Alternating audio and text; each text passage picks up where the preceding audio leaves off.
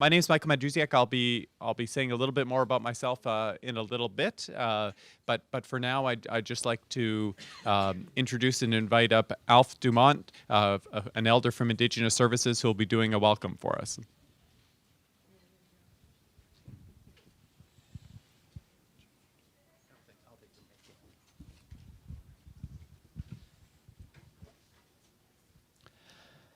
Alfred Dumont, Indigenicaz, Bedaben Magizi Anishinaabe ni Wintz, Wawasheshki and Dodum, Shanaga and Dujnaba, Coquetlam and Deanungum. I just shared with you that my name is Alf Dumont. I've also been given the name Break of Day Eagle. There's a teaching behind that. I come from the Martin clan. I originally came from Shanaga territory on Central Georgian Bay in Ontario. I now live in Coquetlam territory. We acknowledge that we are on the unceded territory of the Coast Salish people, the Squamish, the Tsleil-Waututh, and the Musqueam. And as an Indigenous person from the East, I acknowledge that I walk carefully on the land that is not my own and respect the land of the people who are here. We each have a story as we journey through life. My story begins when I used to go out walking. I remembered my story.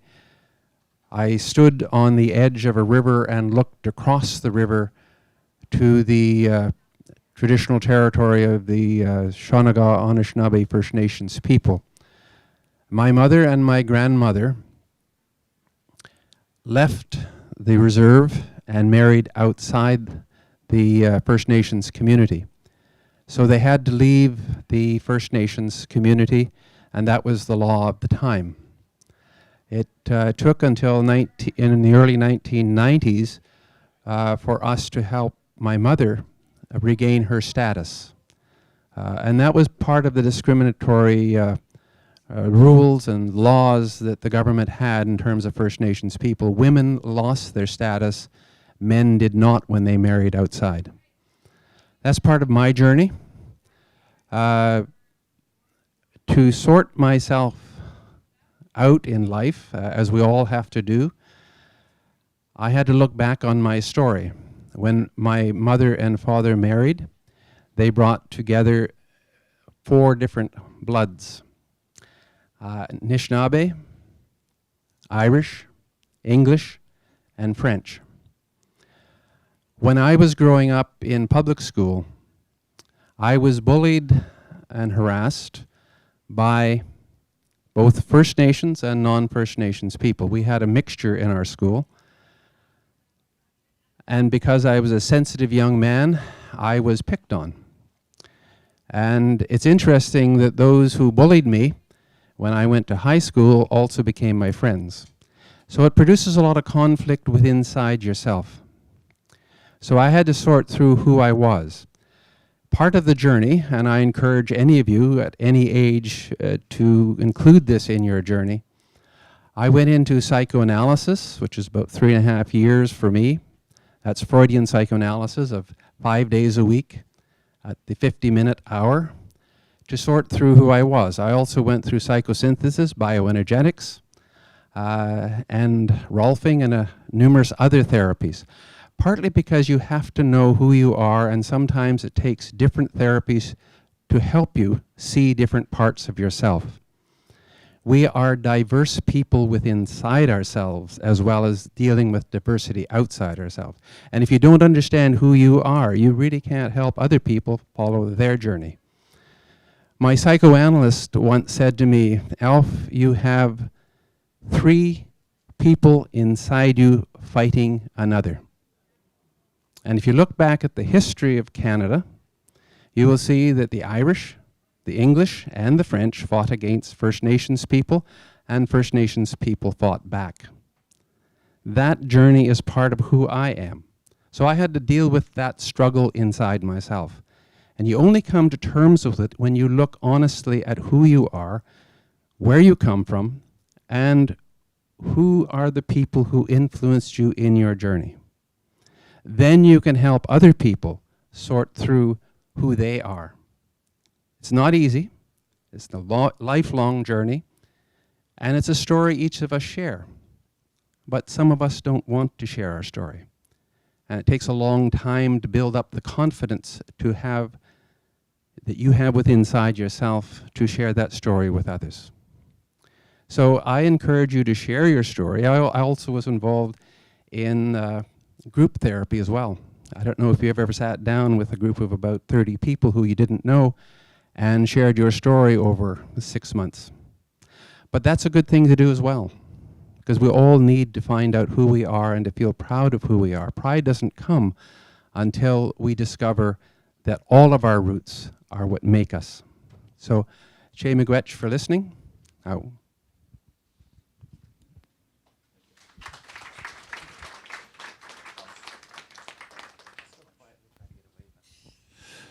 Thank you so much, Alf. Again, just welcome to today's Diversity Circles event, Neurodiversity on Campus and Beyond. And we are very happy that everyone's here. As a group, we've worked as allies for many different areas of diversity, and we look to continue to do that. Looking at resources such as the United Nations Declarations of Indigenous People, affirming also that all peoples contribute to the diversity and richness of civilizations and cultures which constitute the common heritage of mankind is something that we look to follow and continue within this group and so forth. We're very excited today to premiere our newest video.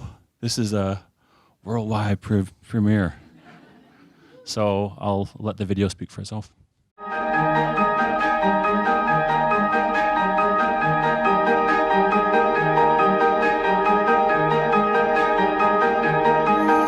The discussion of diversity and equity that we've done with Diversity Circles has really enhanced what's happening at BCIT. There's lots of groups that are doing great work around campus, but sometimes they're not linked. We're really blessed and humbled to have the knowledge holders from Indigenous communities with us, and today was a great example of that. We're so fortunate to have the wisdom of the elders shared with us, to have elders participating in our events, other staff from Indigenous services, visitors from local communities and even distant communities, and it's just amazing to have that. When we came together before contact, it was material things. We didn't know money.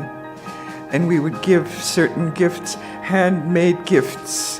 And this is how we grew up. You talk about diversity. I have a difficult time standing up here at the Anthonasquith Tanat and Swalastanat and Kolastanat, because it does nothing to your mind to understand what I just said. I have jobs within my community that then it's meaningful for me to communicate those words. We're really looking to grow the relationship with the people that we've met on campus who are part of this work, who are living this work every day, who are doing it in the classrooms, in the hallways, in their offices. I think Diversity Circles has just expanded. I think from the very beginning they were looking into getting involved with all community members across campus. I think that just naturally happened. I think pride is growing on campus. I think support towards Indigenous services is also growing. Diversity Circles has really kind of started the foundation for all of those different areas, for people to come together. I think it's really important projects like this to remind people to connect with each other outside the classroom and to learn their stories and learn how they all fit into this community. And to me, it's important to highlight those things. It has been actually quite extraordinary to see the impact that it has had. I've attended a couple of workshops. You know, it was interesting to see those conversations happen and to see the way that people progressed in their thinking even during the course of the workshop. And to hear people have this real enthusiasm for it and to want to try and implement something similar in their own organizations. And that's been really encouraging to see as well. And really, diversity is just understanding that we don't know everything about everybody. We don't know where everyone's coming from, but we respect where those people are coming from, and we honor that they have the space and the room to be who they are. You know, in Indigenous communities, the communication was quite sophisticated. The way we have always appreciated diversity of voices. You know, we'll never agree on everything, but we can still sit in a circle and still have conversations and still be ourselves. I think the more we feel that we're part of a community at BCIT, the more work will get done, the better we'll work together. And I think it shows not just within our work relationships with each other, but it affects the entire institute, it affects the students, it affects our standing in society. It's all a good thing. We know how diverse we are, but we share common stories in that diversity. And I think that's what we're discovering here at BCIT, that we are diverse people, but we share common ground. And on that common ground, we can start to walk together in a good way. Learning about all these different cultures, this will help inform my practice. I have to immerse myself in other people's culture to be able to serve them better. I think the other thing about diversity circles is that it should hypothetically create exponential change, like ripple out to many other areas, and that's really what we want for it. We don't want to be contained, we want to ripple out into people's lives, into people's communities, into their teaching practice, into their work practice, and if we've done it right, it will ripple outwards and have that type of impact.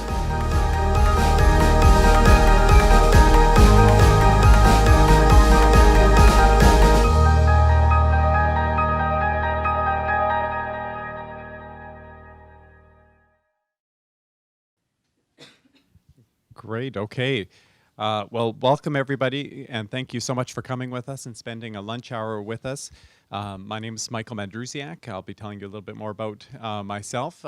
First of all, I just want to acknowledge kind of that as a settler here on this land, you know, it's my privilege to be able to work and live on the traditional territories of the Squamish, Musqueam, and Tsleil-Waututh nations, and I give thanks for that.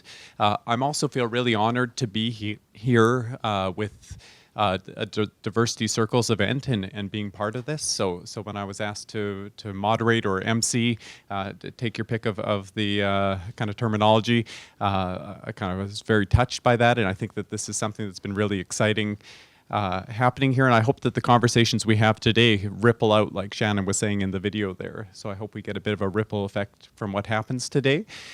If you haven't met me yet on campus, it may be that in BCIT terms I'm still a bit of a neophyte here. So I've been here for about 8 months in the role of Associate Director of Student Access and Wellbeing. That's working with student health services, counseling and student development, and the Disability Resource Center.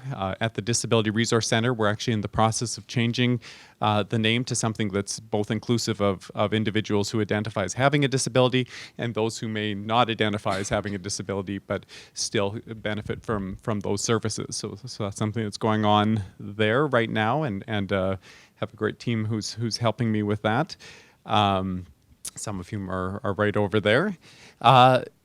Now, we're all friends here, so if I have some of that delicious salad in my teeth, just at some point I want you to let me know. You can just put up your hand and help me out with that. Today we're going to be talking about neurodiversity. So certainly within the units of counseling, within the unit of Disability Resource Center and health services, we kind of often be serving individuals who might identify as neurodiverse. In my work as a psychologist over the years, I've also kind of worked with people who identify as neurodiverse. But I also have to admit to people, so I'll just confess so that you may not feel bad too. I had to look up neurodiversity when I was asked to do this. I said, sure, I'll do this. And then I went home and figured I better do some reading about this. So I thought Shannon and Kelly would be really impressed because I took Neurotribes out of the library. But when I told her about that, she said, you need something more academic. And she sent me a much longer reading list that'll keep me going for the next 5 years. So a couple things I learned is one thing I learned was that the term neurodiversity kind of originated in some of the autism support communities, although since it's kind of broadened out a little bit. So I'll just read kind of from Neurotribes. I'm going to stick with my own reading here. Sorry, Shannon. Here's what the author had to say. neurodiversity is the notion that conditions like autism, dyslexia, and attention deficit hyperactivity disorder should be regarded as naturally occurring cognitive variations with distinctive strengths that have contributed to the evolution of technology and culture rather than mere checklists of deficits and dysfunctions. So you can hear in there kind of an acknowledgement of kind of a strengths focus instead of a pathology focus and appreciating difference in what it brings to society. So I'm going to keep kind of just my opening piece a little bit short here because we've got lots of great panelists, and this may be a little bit rapid fire. The format is we have three panelists here who are going to be speaking kind of to their work in a professional capacity with individuals who may kind of identify identify as neurodiverse. I'm going to introduce kind of the three panelists we have today kind of individually, and they'll each speak to their experience. We'll then have a roundtable discussion followed by the next three panelists who are going to be presenting together and time permitting, we'll have another roundtable discussion. So that's kind of a little bit of the format, and hang in there with us. It may be a little bit of a whirlwind, but I think a lot of interesting discussion to be had. And also, if anybody's hot in there, you can. That's why I'm wearing a suit jacket, is just to be in solidarity with you, with the warmth in the room. Okay, so with that, I'm going to turn things over to the first speaker, who is Lynda Beveridge. Lynda Beveridge is a registered clinical counselor with a small private practice in Burnaby. In her counseling work, she specializes in working with young adults and also families and couples where one or more people have an autism spectrum disorder or ADHD diagnosis, which either self or medically defined. Of course, at BCIT, she's more famous as an instructional development consultant in Learning and Teaching Center. And a fun fact about Lynda, something I did not know before, is that at home, Lynda is the carer for possibly the only diabetic domestic rabbit in North America. So if you need more information about that, you can talk to Lynda afterwards. But that's not what she'll be talking to us about today. So welcome, Lynda. Okay.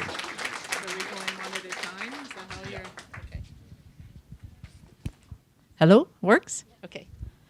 And a caveat to this whole thing is I wrote it all up beautifully, I practiced it, and it's like 12 minutes, and I have 5 minutes. So it's going to be completely different and off the cuff, okay? How do I post forward? There we are. So I'm drawing on my PhD research, which is using a phenomenological approach. And when you use phenomenology, I don't know if you're used to that, it really is about doing a collective narrative, coming down to an essential essence of experience amongst multiple people. So you kind of like create a mosaic, if you like. So I'm going to talk about the gifts of difference, and starting with that of a parent. So when you're a parent, almost any parent will tell you that having a child profoundly changes their life, right? And they find joy in things like the child evolving and growing and trying new things. And they talk to you also about the frustrations of the time suck, their energy, and how they're focused and they don't have any time to themselves anymore. Whether your child is neurodiverse or neurotypical, that's the same. Like, same thing. But having a child with a neurodiverse perspective in life has transformed my life. It's transformed me personally and professionally, and it's allowed me to find joy in the tinier things that you normally take for granted when you have a neurotypical child. An example of that would be a squeeze of your hand. It's also allowed me to become more empowered as an individual. I've had to learn how to fight. I've had to learn how to fight bureaucracies and systems. And through that, I've become more empowered and self-assured. I've learned how to trust in things I can't control. And I've learned that grief and unconditional love are intertwined. I've learned a new way to breathe. I'm a mother, and my son has Asperger's syndrome.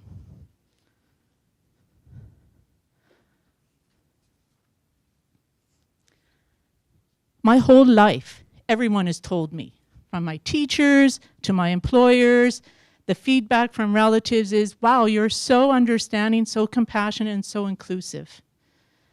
I'm just naturally that way. And it could be that that's my DNA, and it could be that those are the gifts that growing up in my family gave me. I've learned to be also the fighter of the underdog. And if I had to take any position in life, that's what it would be. I want to make a difference. And maybe that's because of my brother, but maybe it's just because of that's who I am. I'm training to be a teacher. And I'm going to be a high school teacher so I can make a difference. I want people to feel included in the world. I'm interested in what their perspective is when they sit on the periphery. How do they see the world? How do they experience it? And when do they want to be included? People don't always ask them that, but they want to be included. I want to be a difference maker. I'm 21. I'm a post-secondary student, and my brother has high-functioning autism.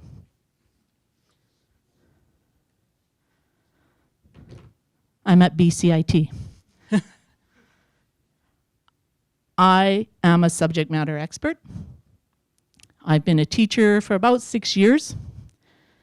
But I know it. I thought teaching was about transmitting information, helping students understand subject matter expertise. I never knew anyone neurodiverse. I didn't experience that before. Everyone in my family and my circle of friends is what you would call neurotypical. And I never even experienced neurodiversity or thought about what it might mean for a student in my classroom until Sarah came into my class one day. Sarah definitely, I would say, is inquisitive, critical thinker, charming in a lot of ways, but she does march to a different drum beat. And I really felt out of my depth, and I didn't know what I didn't know. So through collaboration and talking with people, I started to learn that inclusion is more than examination accommodation. It's actually about trying to have relationship with people so that they're learning and make their learning meaningful for them. Through having Sarah in my classroom, I've become a better teacher for all my students. I have become a better person. I've learned how to have awkward conversations and how to reach out and just show compassion to someone. Sarah is 21, and she's my student. I know I'm the same as most people, and I also know that you view me differently. Some of my differences are challenges for me and challenges for you, but also I have a lot of gifts that I can bring. For example, I don't care about politics. I don't care about the labels that people wear. I don't care about their clothing, their skin color, or their gender identity. I just want to be in relationship with people. I'm honest, hardworking, reliable, a critical thinker, and yeah, I ask a lot of questions. I don't do that to be annoying. I do it because I am a critical thinker. In fact, I actually often see things in three-dimensional, and I'm trying to make sense of it. People sometimes say, I'm a square peg in a round hole. But to me, that just means there's gaps around the edges. But I can read all kinds of different dimension into that square peg, into that center of that circle, if you let me. Try to ignore the edges, try to ignore the gaps, and I can be there too. This is not a definite deficit position. Thank you.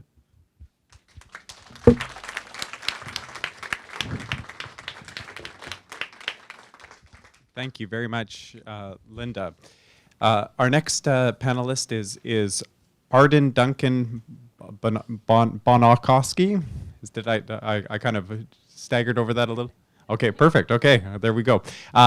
She's the provincial coordinator for the BCIT initiative for inclusive post-secondary education, whose vision is to make it unremarkable for students with developmental disabilities, with the dis in quotations, to be included in the academic and social life of campuses across British Columbia. She oversees existing inclusive post-secondary education partnerships with UBC, SFU, ECUAD, UVic, NVIT, and UBC Okanagan, and is working to expand opportunities at BC universities, colleges, and technical institutes. So we'll have to rope her in at BCI2 soon. We'll figure out a way.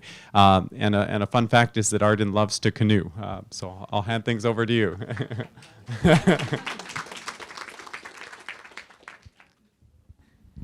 All right, so that was a great introduction of some of the work. But yeah, so I work for the BC Initiative for Inclusive Post-Secondary, and we are a not-for-profit society. We were started by families whose sons and daughters had the label of developmental disability.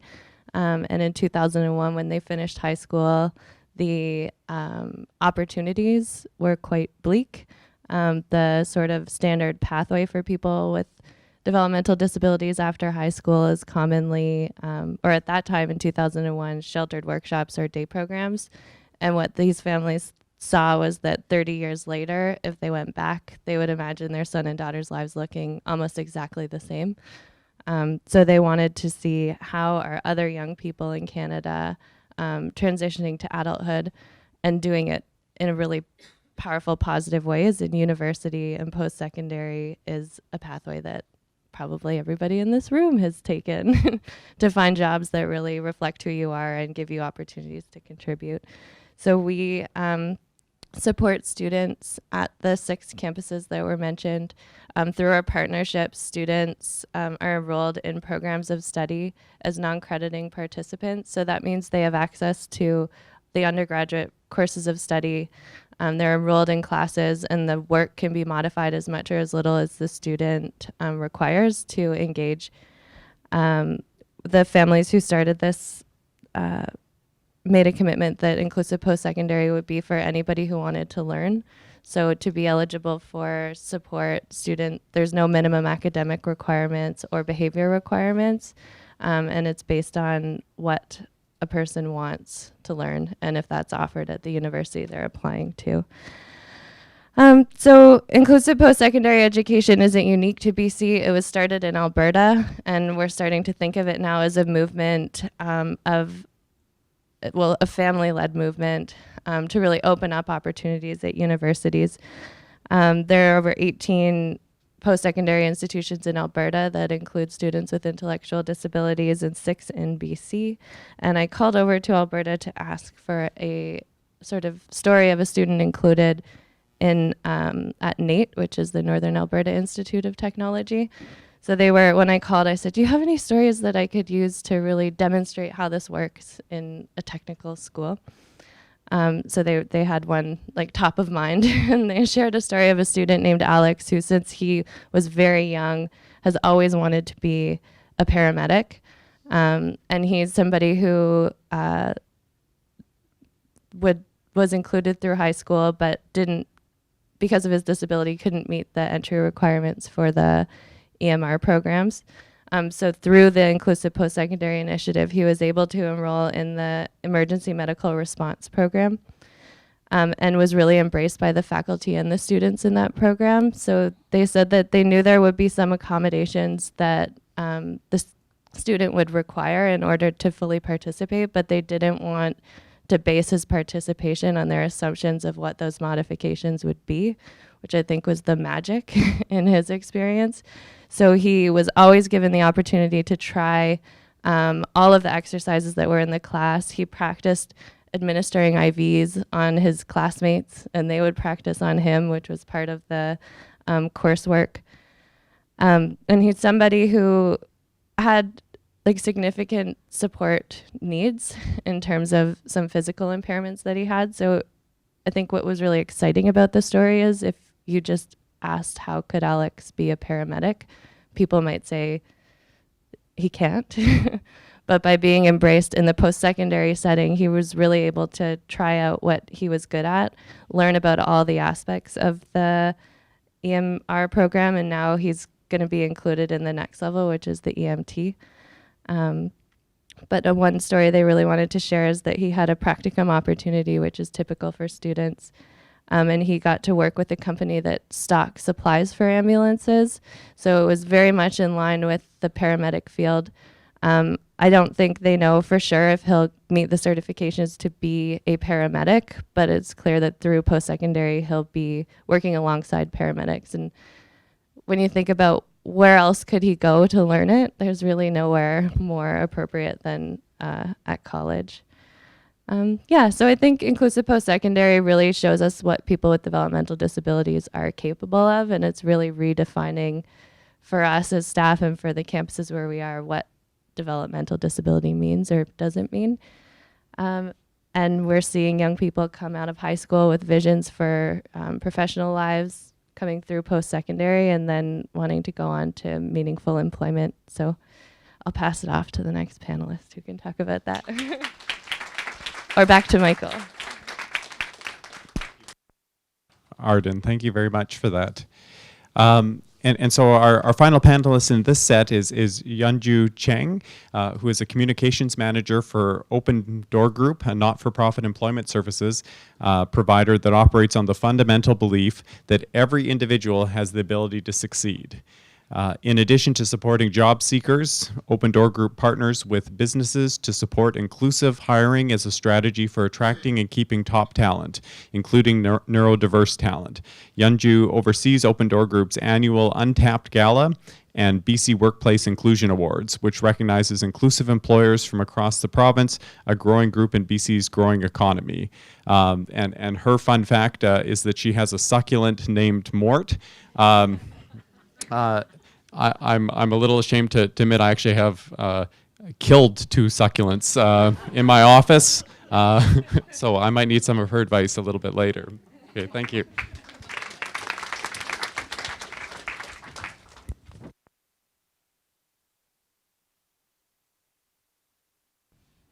Thanks, Michael. So Mort has offspring, so if you had ever like a cutting, let me know. So thank you very much, everyone, for having me here today. It's so great to see all the faces in the room. Full disclosure, I'm the kind of person that will revise and edit and change my speech up to the very last minute.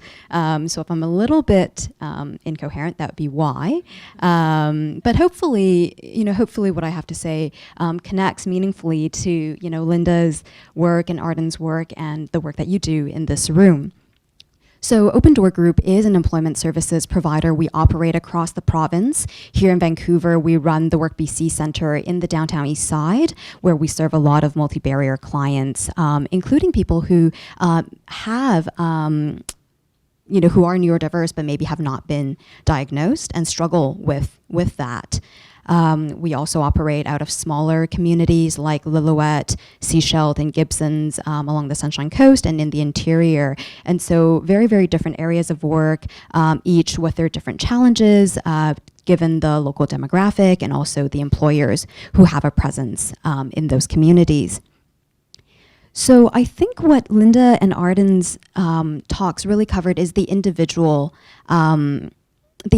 perspective and how key that is. As an employment service provider, Open Door Group sees that all the time. The first thing that we do when somebody comes through our door and says, we need help finding work, is we ask them, what do you want to do? And if they don't know, we go through a series of assessments and steps to help them identify that goal, because that's really the starting point, is where they want to be.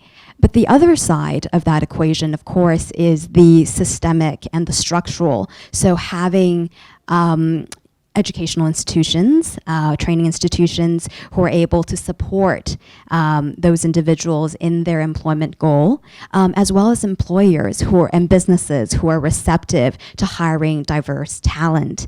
So that's where we've been doing a lot of our work in the last couple of years. As some of you, I'm sure, have noticed through the media or in your own work, BC's talent crisis is here. I think we've been talking about it for maybe a decade, but now as we're talking to employers, they're using words like desperate to describe their hiring needs. They just can't find people. Last month, we got the results back from an employer engagement survey. So we sent out the survey to about 1,200 employers that we work with across the province, large and small. And the number one need that these employers identified, so I think that's 90+% of the employers who responded, said it was just finding people who want to work and are going to show up.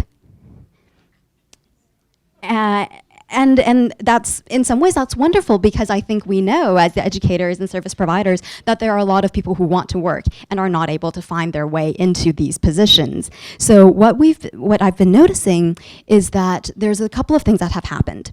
Employers are starting to really value diversity and inclusion as a talent strategy. They're recognizing that when they are willing to make the investment to hire somebody who's neurodiverse and address those basically create accommodations that address their individual needs, they have much lower turnover, right? So the retention rate is much higher, and they're not, you're not investing, I don't even know, I think the estimate is maybe about $100,000, in training somebody, getting them up to speed, and so on and so forth, and having them leave for another opportunity. Neurodiverse individuals, people with disabilities are incredibly loyal employees to have in your workplace. They're also noticing that diverse workplaces are more creative. Not only is it more reflective of your customer base, if you provide a service or a product, having people on your team who reflect the users is very, very helpful, but also you have people who have different life experiences who then bring that to their positions. And so having these brainstorming sessions are incredibly fruitful and innovative for these workplaces. And lastly, it's a morale booster. It's actually helpful for people who are currently in the company to see that there is room for difference within the organization, and it creates opportunities for disclosure. So because neurodiversity, it's one of those things that it's invisible. You're not seeing somebody with a walker or a mobility aid or something that you can easily identify. However, you may have somebody who maybe struggles with mental health, somebody who maybe has ADHD, or they are they have less barriers but are somewhere along that autism spectrum, for example. So being able to create accommodations and essentially carve your workplace in a way to be more human and more reflective of the differences that exist within our society is ultimately also a big bonus for employers who are now starting to recognize the benefits of inclusive hiring. Thank you.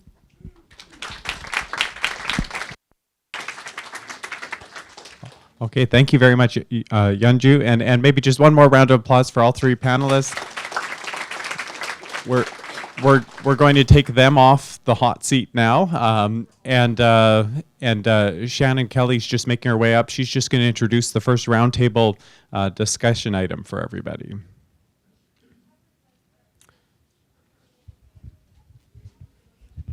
Thanks, Michael, and thanks again, panelists, for those great presentations.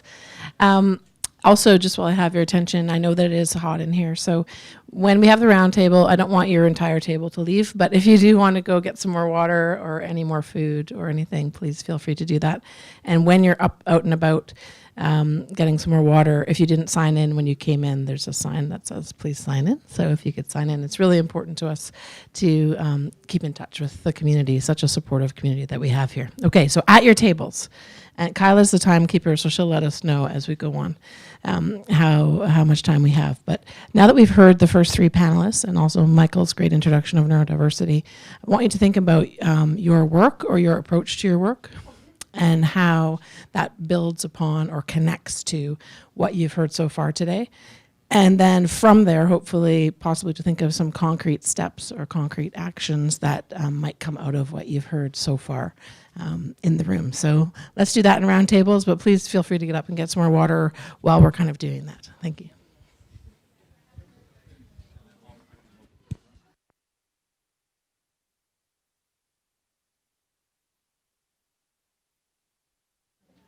Okay, so thank you, everybody. We're just because of the time constraints today, we're not going to be able to kind of go around and hear from everybody. But I could tell there were a lot of great conversations that were going on.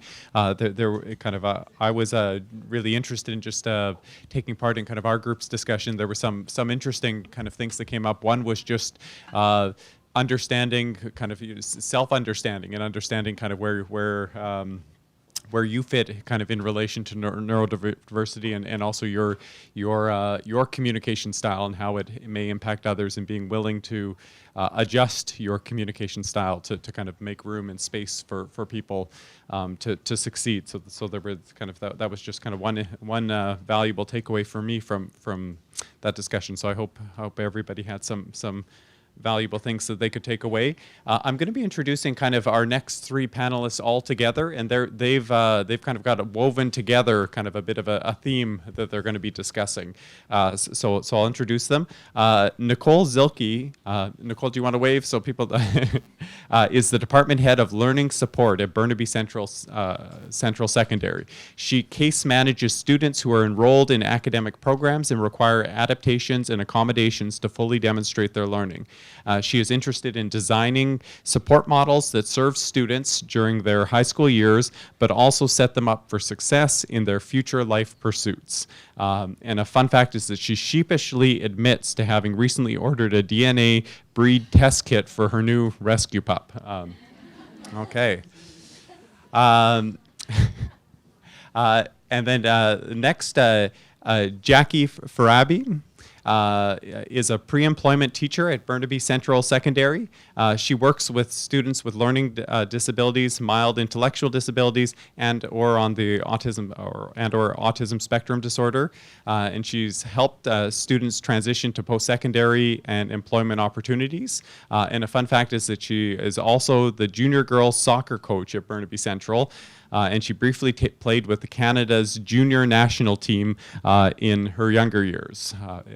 And we're going to be actually having a little game just outside here afterwards, so you can all join us for that. And last but not least, we have our very own Cheryl Sokol, who is one of 5 vocational rehabilitation specialists with BCIT's Disability Resource Center, where she is also the coordinator. She is passionate and honored to provide support to the students she works with, the faculty and staff who instruct students, and to her colleagues in the department. And in the BCIT community. She is stoked, though that's her word, she's stoked about the DRC's upcoming plans to develop a dynamic transition guide to support prospective high school students with a disability who plan to attend BCIT in order to maximize their success and experience. Cheryl, just where my mind went with that, in light of our upcoming cannabis policy, I was getting stoked and toked mixed up, but it's stoked. And a fun fact about Cheryl, Cheryl has recently started gardening and learned she has a spectacular green thumb for luscious weeds. But not those kind of weeds. Okay. So we'll let the panelists take it away.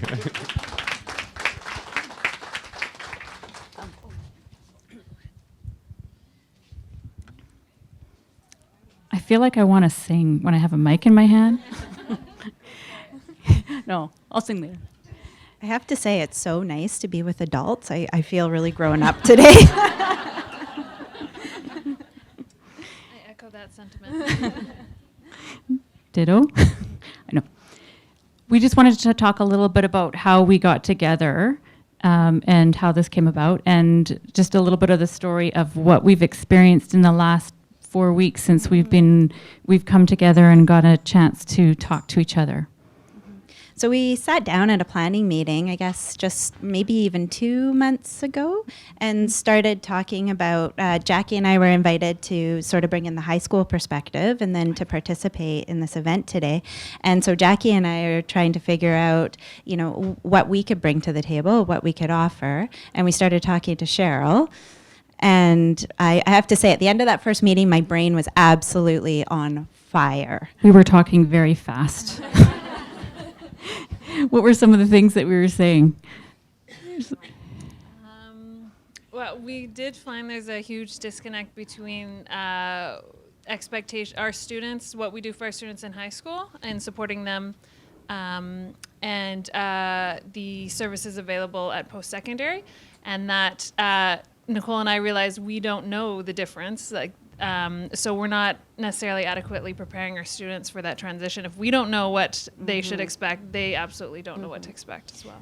Yeah, for Jacqui and I, our jobs are to prepare students for the outside world. And we actually thought we were doing a decent job of that. And once we met Cheryl, we realized we had a long way to go. And I think the big learning was if we don't know, and if Cheryl doesn't know what we're doing at the high school level, then I don't think anybody really has an understanding of the leap that kids are making once they leave our building and coming to a place like BCIT. We were absolutely astounded to learn the differences in support. Mm. And when Michael at the beginning talked about ripple effects, I can only say there's waves crashing right now, and all the thinking and planning that's happening as a result of my awareness now of what the high schools don't know, and how can we start amending that so that we can better support both the folks that are supporting students at the high school level, and then also how do we support the students coming in to BCIT so that they can have the best possible experience. So we're going to start with a video, and maybe you guys can introduce the video. Josh is you'll see Josh in the video. He's one of our students with autism, and he's would like to be a BCIT student in the near future. And we're just asking him about some of his the services he receives at high school, some of his expectations for services, and the experience he may have at BCIT.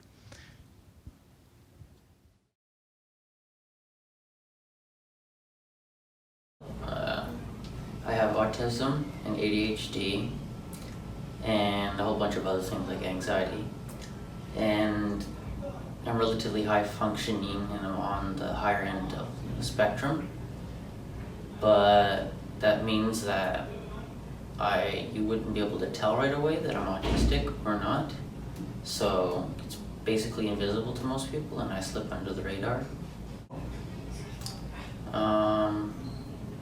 Well, for sure, if it's in a class, I don't always understand what the teacher's saying, and sometimes the teacher can't explain it in a way I can understand. Okay. And usually, if that's the case, I'll just sit there and shut down, so the teacher won't know. The teacher will think I'm just being lazy, but I'm not really trying to be lazy. I just don't know what to do at that moment. Sometimes I'll be able to do most of the work in class, and then when I go home I'll forget most of it. So it usually has to be in writing. So everything the teacher explained in class would be good to be in writing as well, not just the criteria over the sheet. It's hard to make friends. Mm-hmm. And when I'm usually in a class where you have to interact with kids, it's hard because sometimes I don't understand what I'm supposed to be doing, and everybody else seems to know what they're doing. And when I'm shy, when I first meet people, so when I get open up to them, I can sometimes step over the boundaries because I don't really know what they are. I mean, I have to learn, and I'm learning them right now, but depending on what the topic is, if there's a conversation going on, sometimes I'll go off topic, not really realizing it, that it's bad. So, yeah, and then I'll get frustrated. The teachers at school will sometimes get prepped by my case manager, and they'll basically give a briefing on who I am and what my struggles are. So sometimes it'll help the teacher figure out how to explain it to me in a way I'll understand, especially when it comes to academics like English. It's not so concrete, some of it, so it's hard to understand. And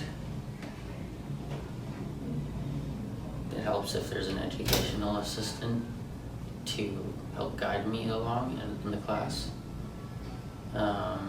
Especially when I don't understand what we're doing at that moment. And the case manager will also talk with the parents and with the teachers, and usually will check in on me sometimes to see how things are going and what they can do to help.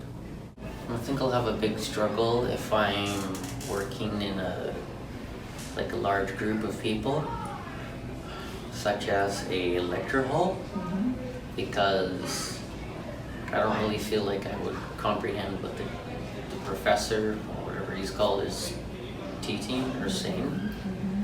And usually what I've been told is that basically they explain their lecture and then it's all up to you to figure out what the hell he just said. So yeah, and sometimes they don't care if you pass or fail, sometimes they do.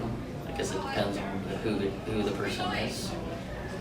And the other problem is if we're doing a practical, I might have struggles working with peers simply because they work in a different way. And if there's someone else who's on the spectrum, then I might end up butting heads with them because we work in a very specific way. I'm hoping that there would be something along of like an educational assistant or a guide who I can go to, perhaps during class or after class hours, or even before, depending on the time of the classes, that they could perhaps help with that. So even if it was another professor or teacher, depending on how the system works, that I could go to if I don't understand what they're saying. Maybe that if it's going to be a lot of information, it's basically all on paper, and kind of like a lab report, you could say, where I can go read this and go copy it, and basically do it. It has to be very basic for me to understand. So that was Josh, and just so you know, to be really clear, Josh and his parents gave permission for showing the video, just to be clear, because that's a big deal in our world at BCIT, which was something that Josh talked about in the video, where he was saying, he was answering the question, how often do you know when we're talking to the case manager? Oh, if my parents tell me. Well, gosh, that wouldn't happen at BCIT because everything's written down, and if we're talking to a student's parent, the student would be knowing about it. And I think a big learning for Jacqui and I from all of that is that for us, success looks like supporting a student in a way that allows them to be successful in an application to BCIT. So we're really doing a lot to support them and to get them to that point where they can apply and get in the door. And then we sort of say, yes, we did it.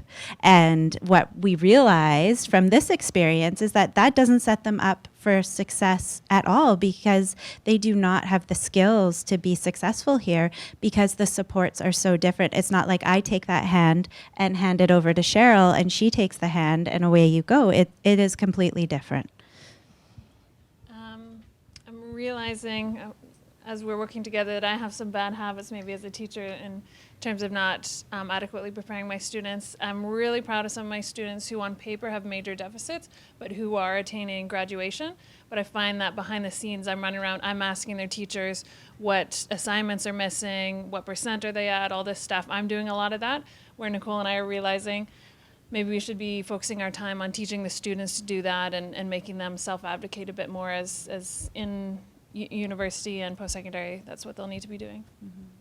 When they came to the office, over to the Disability Resource Center, and I was showing some of the paperwork that students have to fill out, and one of the things was an exam request form, and Nicole said, do they have to fill out the form for every test? I said, yes, every test. And she said, oh my God. I can't remember exactly what you said, but we are not helping those students right now at all. So it was just quite dramatic what the differences we were experiencing. We wrote down some of the differences between the two, high school and post-secondary. And at high school, it's automatically initiated, as you were hearing from Jacqui. It's just done behind the scenes. The student may not even know all the work that's been done with the parents and with other people at the school to make sure things are in place. At our place, at BCIT here, if the student doesn't know to come and register at the Disability Resource Center, then they don't get any services. And they also have to obviously provide some documentation and things like that. So it's completely different. And that's why we always ask instructors to have a classroom announcement so that at least students will know that there's a center here. So in high school as well, at the beginning of each school year, we have a meeting, it's called an individual education plan meeting. The students invited, which in elementary school they generally aren't, so that's new for them in high school, as well as parents and teachers and case managers all provide input, and we create goals for the year. At post-secondary, there's no automatic review process for accommodation. The students are responsible for providing the documentation for their disability, and then we determine what the appropriate accommodations are based on the documentation, the policy that we have, and the students' input. And we call ours an individual accommodation plan. So at the high school level and in the public school system in general, we have a lot of latitude to share information. So classroom teachers of students like Josh, I would go to them at the beginning of the year and I'd say, hey, Josh is in your class this year. This is what you should need. This is what you need to know about him. Here's his parents' number. Contact them. They're great. They're very supportive. They get a lot of information. They also get that individual education plan. A copy of it is always accessible to them, and it tells them a lot about who Josh is and what he needs to be successful. And parents sort of sign off on that when the child's usually in kindergarten or grade 1. And from that point on, we are free to share information of that nature with all the professionals in the building as we see fit. At BCIT, that is not happening. The student has to sign off on letting us ever speak to their parents. And in terms of a disclosure, they're told who we're going to be sharing their IAP with.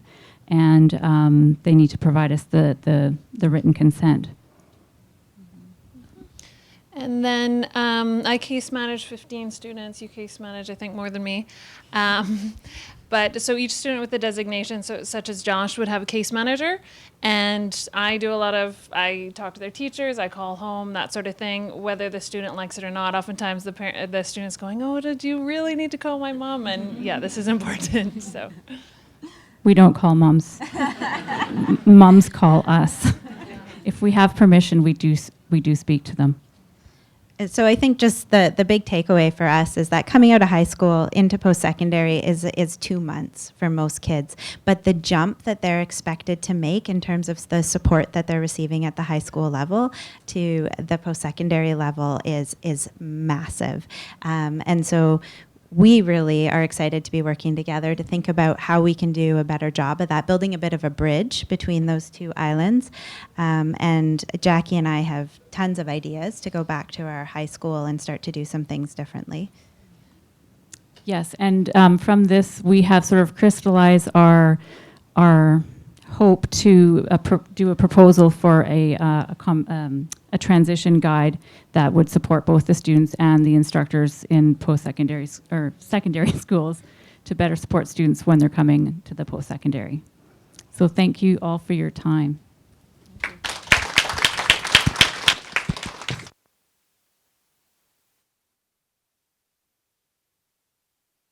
Okay, thank you very much. So we had one more roundtable reflection to share.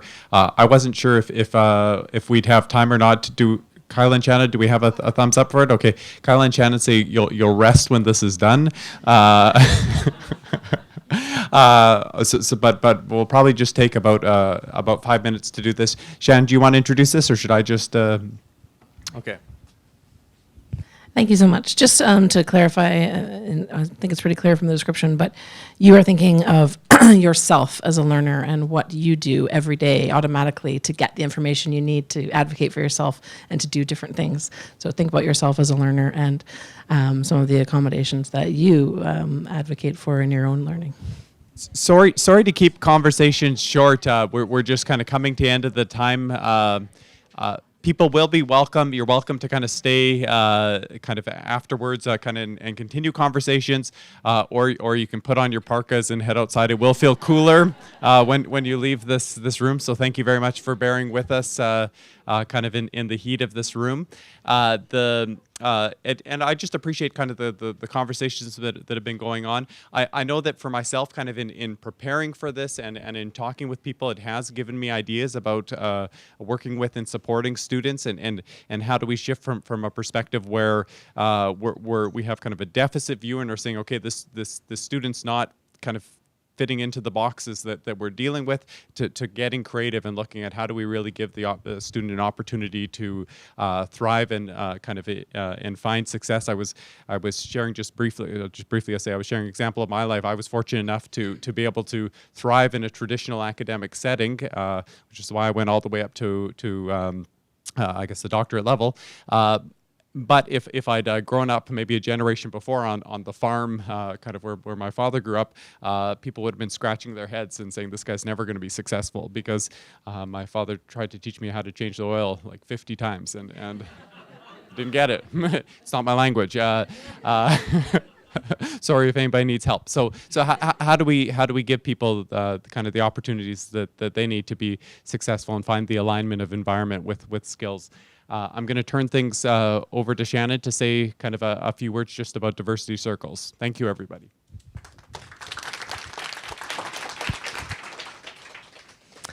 And thank you, Michael. An amazing MC. I have to say, let's have one more round of applause for Michael.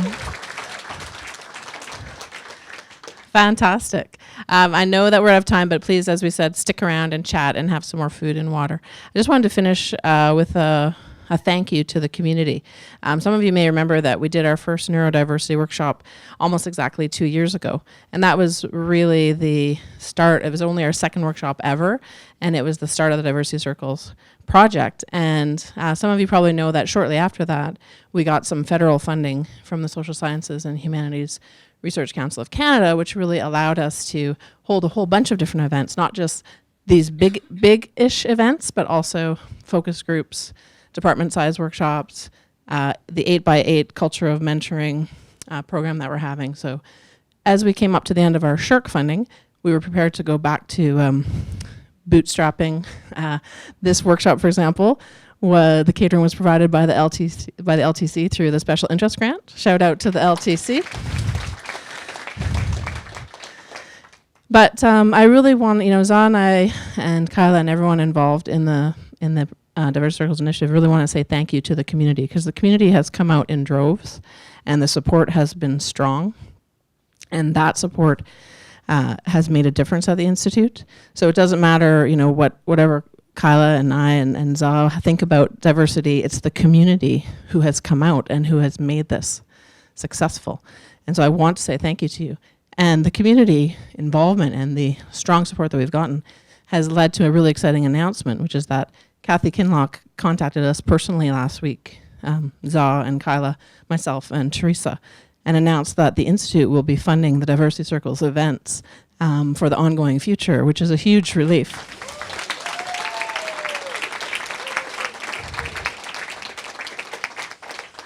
So a big thanks to Kathy Kinlock, her leadership team. Lorcan did call me to confirm, so I know that it's for real.